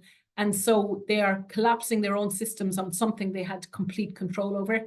And that's very frustrating to see. And it's also very disappointing for that business, because they end up setting themselves up to fail. We then spoke about the fact that given you are dairy farmers, you completely understand the point of making it as easy as possible for your employees to get to the point of work, because you have it set up in such a way that your cows do what they need to do, and set up in such a way that you prevent your cows from doing what they shouldn't do. And then we talked about, think about where you're investing your energy, that you shouldn't allow somebody who has high power, such as an employee, to be interested in you for the wrong reasons, because in that sense, they can damage your brand. So they're interested to destroy your reputation rather than enhance your reputation. Every time you shift your boundaries because you're worried about losing a member of staff, you as a stakeholder become less powerful in your own business because you're now compromising your standards. And the likelihood is if you start compromising your standards, that person will leave anyway. So you've changed your business, you're frustrated, you've lost power, plus you lose the person. And ongoing commitment, we work on this continuously and consistently. It should be part of the workload. So it's thinking about dairy as a triadic relationship between cow, people and grass. You should be putting time and effort into your people as much as into your cows and grass. In order to be able to put time into your cows and people, you have to let go of some of your cow and grass tasks so that you have the time and space to work on your staff. You cannot find time, you have to liberate time. The way to do that is if you're taking on the responsibility of people management, you have to let go of the responsibility of some of the tasks you have always done. Thank you so much for your attention. Bernard Baxter is sitting beside me with a pressure on for time management. That is the end of my glorious 5-week trip in Australia. Thank you so much to everybody who has been so generous in their time and their effort to make this happen for me, and also for all the wonderful opportunities and experiences that I've had along the way. Thank you, Dairy Australia. Well, 15 seconds to go. Joe, did you want to wind up? Yeah, sure. Thank you, Bernie, again for the opportunity and putting that on for us. Thank you, Nollaig. That certainly was very informative, and you have covered a large amount of content today, but it certainly provides opportunity to reflect, and I feel like you've given us sort of permission and support to think about those areas for improvement, and the world that we live in now being continuous improvement sort of space. So a big thank you for everyone who's made the time to attend today. We appreciate you taking the time out of your busy days. The recording will be sent out if you're keen to revisit any part of today's session. Was there any final questions before we close out? Otherwise, it's a big thanks again from me, and enjoy the rest of your Friday. I can't see any further questions that have come through, but please take yourself off mute if there is anything. No, I don't think so. I think that's free to go and enjoy your final hours in Australia, and I hope that you travel home safely, Nollaig. Thank you, Joe. I appreciate that. And just to everybody online, that while I gave you a lot of content, I have also done previous content for Dairy Australia that is available on the YouTube site to support everything that was discussed today. So don't feel overwhelmed or that you didn't quite get the information you wanted. It is there and available for you. If anybody is interested in further information and other recordings and resources that we've done with Nollaig, please reach out to Joe or myself, or the Western Dairy team, or your regional team from outside of WA, and we'll get that information to you.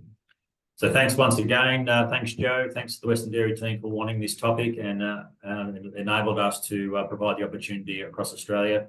And again, 5 weeks in Australia, away from her family and 3 kids and husband back home. So very keen to see her. Thanks very much, everybody, for taking your time. And if there are other topics that you would like us to address under the Large Supplier Program, more than happy to do that for you. Please send those ideas forward. Thank you. Thank you. Thank you both.